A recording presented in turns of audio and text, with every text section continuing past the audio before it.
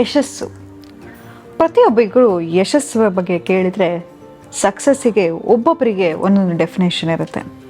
ಕೆಲವರಿಗೆ ಒಂದು ಕೋರ್ಸನ್ನು ಕಂಪ್ಲೀಟ್ ಮಾಡೋದು ಒಂದೇ ಸಕ್ಸಸ್ ಆಗಿರುತ್ತೆ, ಕೆಲವರಿಗೆ ಇಷ್ಟು ಸಂಬಳವನ್ನು ದುಡಿಯೋದು ಒಂದು ಸಕ್ಸಸ್ ಆಗಿರುತ್ತೆ, ಕೆಲವರಿಗೆ ಒಳ್ಳೆ ಮನೆಗೆ ಸೇರೋದು ಸಕ್ಸಸ್ ಆಗಿರುತ್ತೆ, ಕೆಲವೊಂದು ಹೆಣ್ಮಕ್ಳಿಗೆ ಮದುವೆ ಆಗಿ ಒಳ್ಳೆ ಸಂಸಾರ ಮಾಡಿ ಒಂದು ಒಳ್ಳೆ ಮಗುವನ್ನು ಹೆತ್ತು ಒಂದು ಒಳ್ಳೆ ಮಗುವಿಗೆ ಸಂಸ್ಕೃತಿ ಕೊಟ್ಟರೆ ಅದು ಸಕ್ಸಸ್ ಆಗಿರುತ್ತೆ.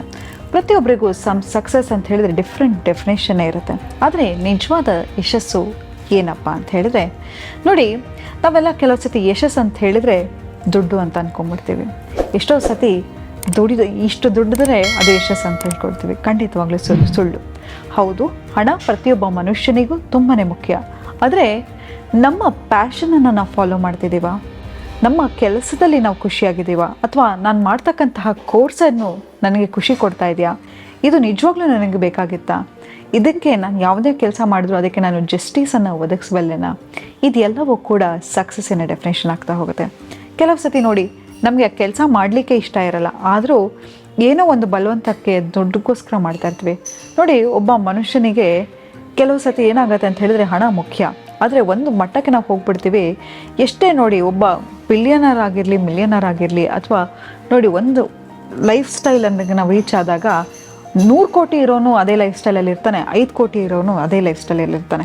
ಅದೇ ಬಿಸ್ನೆಸ್ ಕ್ಲಾಸಲ್ಲಿ ಆತನೂ ಟ್ರಾವೆಲ್ ಮಾಡ್ತಿರ್ತಾನೆ, 1000 ಕೋಟಿ ಒಡೆಯನಾಗಿರೋನು ಕೂಡ ಅದೇ ಬಿಸ್ನೆಸ್ ಕ್ಲಾಸಲ್ಲಿ ಹೋಗ್ತಾ ಇರ್ತಾನೆ.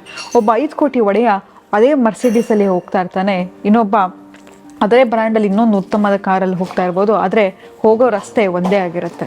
ಪ್ರತಿಯೊಬ್ಬರಿಗೂ ಹಣ ದುಡಿಬೇಕು, ನಾನು ಇಷ್ಟೇ ಸಂಪಾದನೆ ಮಾಡಬೇಕು, ಇಷ್ಟೇ ಮಾಡಬೇಕು ಅನ್ನೋದು ಮನುಷ್ಯನ ಗುರಿಯಾಗಿರುತ್ತೆ. ಆದರೆ ನಾವು ಒಂದು ಲೆವೆಲಿಗೆ ಹೋದ್ಮೇಲೆ ಒಬ್ಬ ಬಿಲಿಯನರ್ ಲೀಡ್ ಮಾಡೋ ಲೈಫ್ ಸ್ಟೈಲು ಕೂಡ ಒಬ್ಬ ಕೋಟ್ಯಾಧಿಪತಿ ಅಥವಾ ಒಬ್ಬ ಮನುಷ್ಯನಿಗೆ 5 ರಿಂದ 10 ಕೋಟಿ ಇದ್ರೂ ಕೂಡ ಅವನಿಗೂ ಅದೇ ಲೈಫ್ ಸ್ಟೈಲ್ ಇರುತ್ತೆ. ಆತನಿಗೂ ಕೂಡ ಒಂದು 3 BHK ಮನೆ ಇದ್ದರೆ, ದೊಡ್ಡವನಾದರೆ ಎಷ್ಟೇ ದುಡ್ಡು ಇರಲಿ, ಎಷ್ಟೇ ಹಣ ಇರಲಿ, ಮಲ್ಗೋದು 6 ಅಡಿ 3 ಅಡಿನೇ ಅಲ್ವಾ.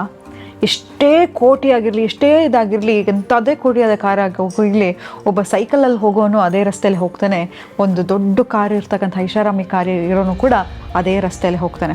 ಅದೇ ಒಬ್ಬ ದೊಡ್ಡ ಶ್ರೀಮಂತನಿಗೆ ಆಕ್ಸಿಡೆಂಟ್ ಆದರೂ ಕೂಡ ಹಾಸ್ಪಿಟಲ್ ಅದೇ ಬೆಡ್ಡಲ್ಲಿ ಮಲಗಿಸ್ತಾನೆ. ಒಬ್ಬ ಸಾಮಾನ್ಯ ವ್ಯಕ್ತಿ ಹೋಗಿ ಹಾಸ್ಪಿಟಲ್ ಅಡ್ಮಿಟ್ ಆದರೂ ಕೂಡ ಅದೇ ಹಾಸಿಗೆ ಮೇಲೆ ಮಲಗಿಸ್ತಾನೆ ಹೊರತು, ಆ ಗರ್ಭ ಶ್ರೀಮಂತ ಬಂದಿದ್ದಾನೆ ಅಂತ ಹೇಳಿ ಅವನಿಗೆ ಚಿನ್ನದ ಹಾಸಿಗೆ ಮೇಲೆ ಮಲಗಿಸಲ್ಲ. ಹಾಗಾಗಿ ಸಕ್ಸಸ್ ಅಂದರೆ ನೀವು ಒಬ್ಬರ ಜೀವನದಲ್ಲಿ ವ್ಯಾಲ್ಯೂನ ಆ್ಯಡ್ ಮಾಡಬೇಕು, ನಿಮ್ಮನ್ನು ಒಬ್ಬರು ಮಾದರಿಯಾಗಿ ತಗೋಬೇಕು. ಇವತ್ತು ನೋಡಿ, ನಾವು ಅಣ್ಣವರನ್ನು ಯಾಕೆ ನಾವು ನೆನೆಸ್ಕೋತೀವಿ ಅಂತ ಹೇಳಿದರೆ ಅವ್ರ ಹೆಸರಿಗಾಗಲಿ ಆಗಲಿ ಅವರ ಕೀರ್ತಿ ಆಗಲಿ ಅಲ್ಲ, ಅವರ ಜೀವನದ ಪ್ರಿನ್ಸಿಪಲ್ಸ್ ಯಾವುದೇ ಆಗಿ ಒಬ್ಬ ಮನುಷ್ಯನಿಗೆ principle, self discipline, self respect, passion, ಇದೆಲ್ಲವೂ ಇದಾಗುತ್ತೆ. ನಾವು ಯಾವಾಗ ನಮ್ಮ ಕೆಲಸವನ್ನು ಇಷ್ಟಪಡ್ತಾ ಹೋಗ್ತೀವಿ, ನಾವು ಏನು ಮಾಡಬೇಕು ಅಂತಿರ್ತೀವೋ ಅದನ್ನು ಇಷ್ಟಪಡ್ತಾ ಹೋಗ್ತೀವಿ, ನಮ್ಮ ಪ್ರೊಡಕ್ಟಿವಿಟಿ ಹೆಚ್ಚಾಗ್ತಾ ಹೋಗುತ್ತೆ. ಕೆಲವ್ರಿಗೆ ಇಂಜಿನಿಯರಿಂಗ್ ಮಾಡಲಿಕ್ಕೆ ಇಷ್ಟ ಇರಲ್ಲ, ಮೆಡಿಸಿನ್ ಮಾಡಲಿಕ್ಕೆ ಇಷ್ಟ ಆಗಿರಲ್ಲ, ಅಥವಾ ಇನ್ಯಾವುದೋ ಒಂದು ಕೋರ್ಸನ್ನು ಮಾಡಲಿಕ್ಕೆ ಇಷ್ಟ ಇರಲ್ಲ, ಆದರೆ ಅದ್ರಲ್ಲಿ ಹೆಚ್ಚು ಹಣ ಸಂಪಾದನೆ ಮಾಡಬೇಕು ಅನ್ನೋ ಉದ್ದೇಶಕ್ಕೆ ಹೋಗ್ತೀವಿ, ಕೊನೆಗೆ ನಮ್ಮನ್ನು ನಾವೇ ಕಳ್ಕೊಂಡ್ಬಿಡ್ತೀವಿ. ಆ ಕೆಲಸದಲ್ಲಿ ಪ್ಯಾಷನ್ನೇ ಇರಲ್ಲ.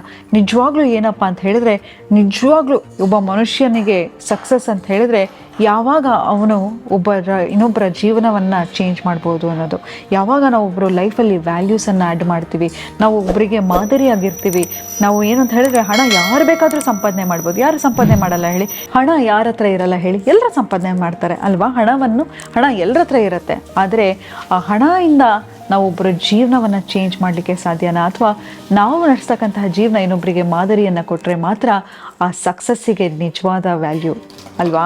ನಮ್ಮ ಪ್ಯಾಷನನ್ನು ನಾವು ಫಾಲೋ ಮಾಡಬೇಕು, ನಾವು ಮಾಡ್ತಕ್ಕಂತಹ ಕೆಲಸಕ್ಕೆ ಜಸ್ಟಿಸ್ ಕೊಡಬೇಕು, ಅದು ನಮಗೆ ಸಂತೋಷವನ್ನು ಕೊಡಬೇಕು, ಅದು ನಿಜವಾದ ಸಕ್ಸಸ್ ಅಂತ ಹೇಳ್ತಾ ಇವತ್ತಿನ ಸಂಚಿಕೆಯನ್ನು ನಾನು ಮುಕ್ತಾಯಗೊಳಿಸ್ತಿದ್ದೀನಿ. ಧನ್ಯವಾದಗಳು.